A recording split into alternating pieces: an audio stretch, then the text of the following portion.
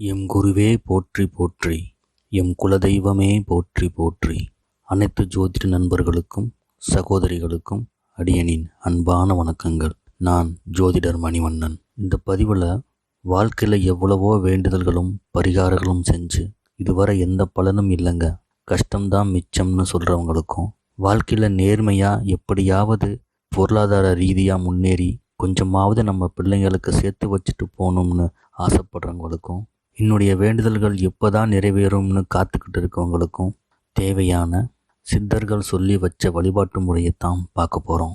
அனைத்து தனங்களும் பெற்று தன்னிறைவு வாழ்வை அடைய வழிகாட்டும் தனதாரை, தன ஓரை, தனராசி, தன ஓரையில் தனராசி பற்றியும், எந்த நட்சத்திரக்காரர்கள் எந்த நேரத்தில் எந்த தெய்வத்தை வழிபட வேண்டும் என்றும் பல ஞானிகளும் சித்தர்களும் சொன்ன மறைஞான விஷயத்தையே இந்த பதிவில் பார்க்க போகிறோம். எம் குருவின் அருளோடு வழங்கும் இந்த பதிவு பற்பல மனிதர்களின் வாழ்வை மாற்றும் என்றும் அதற்கு நான் ஒரு கருவியாக இருக்க வாய்ப்பு வழங்கிய பிரபஞ்சத்திற்கும் நன்றிகள் கோடி.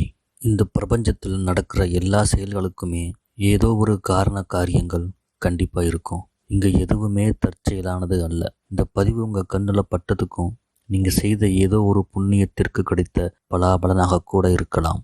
ஒரு சிலர் கவனிக்காமல் கடந்து போயிருக்கலாம். உங்களோட அன்றாட வாழ்வில் சந்தித்த மனிதர்களில் ஒரு சிலருக்கு பொருளாதாரம், வீடு, வாசல், தொழில், திருமணம் அப்படின்னு எல்லாம் ரொம்ப ஈஸியாக கிடச்சிருக்கும்.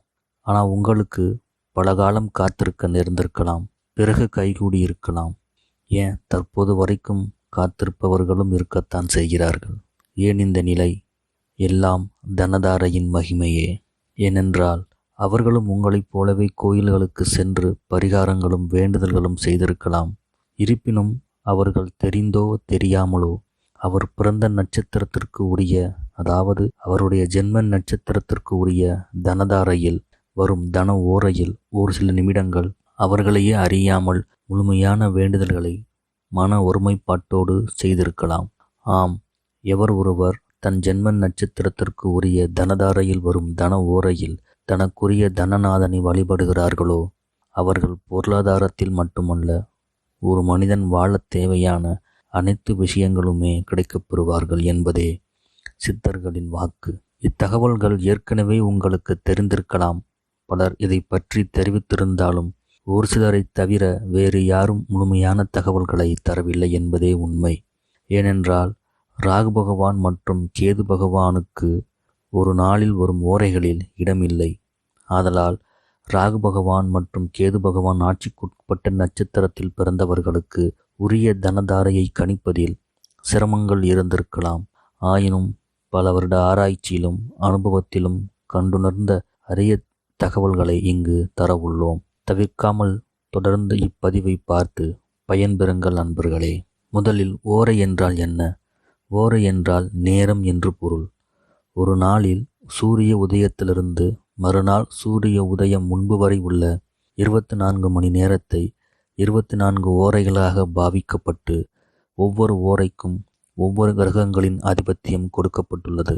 உதாரணமாக ஞாயிற்றுக்கிழமைகளில் சூரிய உதயம் சுமார் 6 மணிக்கு என்று வைத்துக்கொண்டால் அன்று முதல் 1 மணி நேரம், அதாவது காலை 6 மணி முதல் 7 மணி வரை உள்ள அன்றைய தினத்தின் அதிபதியான சூரியனின் ஓரை, அதாவது சூரிய ஓரை என்றும், அதைத் தொடர்ந்து வரும் 7 to 8 சுக்கிர ஓரை என்றும், 8 to 9 புதன் ஓரை என்றும், 9 to 10 சந்திர ஓரை என்றும், 10 to 11 சனி ஓரை என்றும், 11 to 12 குரு ஓரை என்றும், 12 to 1 செவ்வாய் ஓரை என்றும், மறுபடியும் 1 முதல் 2 வரை உள்ள 1 மணி நேரம் சூரிய ஓரை என்று தொடர்ந்து வந்து கொண்டிருக்கும். ஒரு குறிப்பிட்ட ஓரை ஒரு நாளில் அதிகபட்சமாக 3 முறை வரலாம்.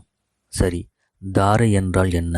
தாரை என்பதற்கு மலை என்று பல பொருட்கள் இருந்தாலும் இங்கு தாரை என்பது நட்சத்திரத்தை குறிக்கும்.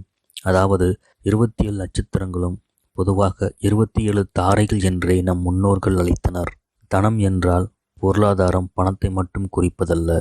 ஒரு மனிதன் சந்தோஷமாக வாழ்வதற்கு தேவையான அனைத்துமே தனம் என்று கொள்ளலாம். உதாரணமாக பணம், வீடு, நிலம், வாகனம், புகழ், திருமணம், குழந்தைகள், உறவுகளின் அன்புகள், கடனற்ற வாழ்வு என அனைத்துமே தனங்களே. ஆக தனதாரை என்றால் ஒருவருக்கு வாழ்வதற்கு தேவையான அனைத்து தனங்களையும் வழங்கக்கூடிய நட்சத்திரம் என்று பொருள். அந்த சக்தியை இறைவன் ஒருவருடைய ஜென்ம நட்சத்திரத்திற்கு இரண்டாவதாக வரும் நட்சத்திரத்திற்கே வழங்கியுள்ளார் என்பதே ஜோதிட மறைஞானமும் சித்தர்களின் வாக்கும் கூட.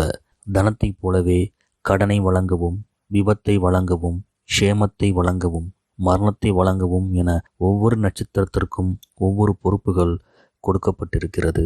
தனதாரையை பொறுத்தவரையில் ஒருவருடைய ஜென்ம நட்சத்திரத்திற்கு இரண்டாவதாக வரும் நட்சத்திரமே தனதாரை என்றும், அந்த நட்சத்திரத்தின் அதிபதியே அந்த ஜாதகருக்கு வேண்டும் தனங்களை வழங்கும் தெய்வமாகும். அவர் எவ்வாறு எப்போது வணங்க வேண்டும் என்றால், தனத்திற்கே அதிபதியாம் மகாலட்சுமி தேவி அவர்களின் பரிபூரண ஆசி பெற்ற தினம் வெள்ளிக்கிழமை. ஆகையால் ஒவ்வொரு வெள்ளிக்கிழமைகளிலும் உச்சி பொழுதுக்கு முன்பு வரும் ஓரைகளில் தங்களுடைய தனதாரையில் தங்களுடைய தனநாதனை அதிகாலையில் எழுந்து குளித்து முடித்து பூஜை அறையை அலங்கரித்து தீபமேற்றி குலவிளக்காக இருந்தால் இன்னும் சிறப்பு. தங்களுடைய வேண்டுதல்களை குறைந்தது 11 நிமிடமாவது மௌனமாக தியான நிலையில் அமர்ந்து தொடர்ந்து வேண்டுவோருக்கு வேண்டியது கிடைத்தே தீரும் என்பது அனுபவ உண்மை. பூஜை அறை இல்லாதவர்கள் அருகில் உள்ள கோவிலுக்கு சென்று விநாயகரையோ அல்லது தங்களுக்கு பிடித்த தெய்வங்களையோ குறைந்தது 2 விளக்குகள் ஏற்றி வழிபடுவதும் 11 முறை வலம் வருவதும் சிறப்பு. 2 விளக்கு என்பது 2ஆம் பாவகத்தையும் 11 முறை என்பது லாபஸ்தானத்தையும் குறிக்கும். வீட்டிலும் கோவிலிலும் விளக்கேற்றும் போது சுத்தமான பசுநெய்யும் பஞ்சுத்திரியும் பயன்படுத்துதல் சிறப்பு. இல்லை என்றால் நல்லெண்ணெயை பயன்படுத்தலாம். தொடர்ந்து ஒவ்வொரு நட்சத்திரத்திற்கும் உரிய தன நட்சத்திரங்களையும் அவர்களின் தன அதிபதியையும் அவர்கள் வணங்க வேண்டிய தன ஓரையையும் துல்லியமாக கணித்து தெரிவிக்க உள்ளோம். தொடர்ந்து பதிவை பார்த்து பயன்பெறுங்கள் நண்பர்களே. இன்னொரு கேள்வி வரும். தனதாரை, தன ஓரை, தனராசி எல்லாம் தெரிஞ்சுக்கிட்டோம். அதென்ன தனதாரையில் தன ஓரை? உதாரணமாக அஸ்வினி நட்சத்திரத்தை எடுத்துக்கொண்டால் அஸ்வினிக்கு தனதாரை என்பது அடுத்து வரும் சுக்கிர பகவான் நட்சத்திரமான பரணி நட்சத்திரமே. பரணிக்கு அதிபதி சுக்கிர பகவான். ஆக சுக்கிர ஓரை என்பது வெள்ளிக்கிழமைகளில் முதல் ஓரையே சுக்கிர ஓரையே. அன்று சூரிய உதயம் 6 மணி எனில் காலை 6 மணி முதல் 7 மணி வரை உள்ள சுக்கிர ஓரையில் அஸ்வினியில் பிறந்தவர்கள் சுக்கிர பகவானை வழிபட்டால் அவர்கள் கேட்டது கிடைக்கும். ஒருவேளை அன்று சூரிய உதயம் 6:20 எனில் 6:20 முதல் 7:20 வரை உள்ள 1 மணி நேரமே சுக்கிர ஓரையாகும். எப்போதும் ஓரைகள் சூரியன் உதிக்கும் நேரத்திலிருந்தே கணக்கிடப்படும். தனதாரையில் தன ஓரை என்பது யாதெனில், ஒருவேளை அந்த வெள்ளிக்கிழமை முழுவதும் பரணி நட்சத்திரமாக இருப்பின் அது இன்னும் கூடுதல் சிறப்பு. ஏனென்றால் அஸ்வினிக்கு பரணியே தனதாரை என்பதால் அவர்கள் வழிபடும் தன ஓரையான சுக்கிர ஓரையில் பரணி நட்சத்திரமும் நிறைந்திருப்பதால் கூடுதல் பலன்கள் கிடைக்கப் பெறுவார்கள். தனதாரையில் தன ஓரை என்பது வருடத்திற்கு 2 அல்லது 3 முறை மட்டுமே வரப்பெறும். எவர் ஒருவர் தங்களுடைய தனதாரையில் குறிப்பிட்ட வேண்டுதல்களை தொடர்ந்து வைத்து வருகிறார்களோ அவர்களுக்கு கூடிய விரைவில் வேண்டியது கிடைக்கப் பெறுவார்கள் என்பது நாம் கண்டறிந்த அனுபவ உண்மை. நம்முடைய வேண்டுதல்கள் எப்படி இருக்கணும்னா, ஓரிரு வார்த்தைகளில் இருந்தால் இன்னும் சிறப்பு. உதாரணமாக, பணம் வேண்டும், வீடு கட்டணும், தொழில் அமையணும், வேலை கிடைக்கப் பெறணும், திருமணம் நடக்கணும், குழந்தை பிறக்கணும், இதுபோல இருந்தால் கூடுதல் சிறப்பு. சில தவிர்க்க முடியாத சூழ்நிலையில் தனதாரையில் வழிபாடு செய்ய முடியவில்லை என்றால் கூட பரவாயில்லை. ஆனால் ஆண்டுக்கு 2 அல்லது 3 முறை மட்டுமே வரும் தனதாரையில் வரும் தன ஓரையில் எப்படியாவது வழிபாடு செய்து விடுங்கள் நண்பர்களே. தற்பொழுது கன்னி ராசியில் இடம்பெற்றுள்ள நட்சத்திரங்களுக்குரிய தனதாரையை காணலாம். முதலில் உத்திரம் நட்சத்திரம். உத்திரம் நட்சத்திரத்தில் பிறந்தவர்களுக்கு தனதாரையாக ஹஸ்தம் நட்சத்திரம் அமைய பெற்றுள்ளது. ஹஸ்தம் நட்சத்திரத்தின் அதிபதி சந்திர பகவான். ஆகையால் உங்களுக்குரிய தனாதிபதியாக சந்திர பகவானும் தனதாரையாக வெள்ளிக்கிழமைகளில் வரும் சந்திர ஓரையும் அமைய பெற்றுள்ளது. சந்திர ஓரையின் காலம் வெள்ளிக்கிழமைகளில் காலை 8 மணி முதல் 9 மணி வரை உள்ளதால் உத்திரம் நட்சத்திரத்தில் பிறந்தவர்கள் அவ்வேளையில் சந்திர பகவானை நோக்கி வழிபாடு செய்வதன் மூலம் கேட்ட வரங்கள் அனைத்தும் கிடைக்கப் பெற்று மகிழ்ச்சியாக வாழ்வார்கள் என்பது அனுபவ உண்மை. ஓரையை சூரிய உதயத்திலிருந்து கணக்கிட்டுக் கொள்ளவும். நம்புங்கள், நல்லதே நடக்கும். அடுத்தது அஸ்தம் நட்சத்திரம். அஸ்தம் நட்சத்திரத்தில் பிறந்தவர்களுக்கு தனதாரையாக இரண்டாவதாக வரும் சித்திரை நட்சத்திரம் அமைய பெற்றுள்ளது. சித்திரை நட்சத்திரத்தின் அதிபதி மங்களன் என்று அழைக்கப்படும் செவ்வாய் பகவான். ஆகையால் உங்களுக்கு உரிய தனாதிபதியாக செவ்வாய் பகவானும் தனதாரையாக வெள்ளிக்கிழமைகளில் வரும் செவ்வாய் ஓரையும் அமைய பெற்றுள்ளது. செவ்வாய் ஓரையின் காலம் வெள்ளிக்கிழமையில் காலை 4 மணி முதல் 5 மணி வரை உள்ளதால் அஸ்தம் நட்சத்திரத்தில் பிறந்தவர்கள் அவ்வேளையில் செவ்வாய் பகவானை நோக்கி வழிபாடு செய்வதன் மூலம் கேட்ட வரங்கள் அனைத்தும் கிடைக்கப் பெறுவார்கள் என்பது சித்தர்களின் வாக்கு.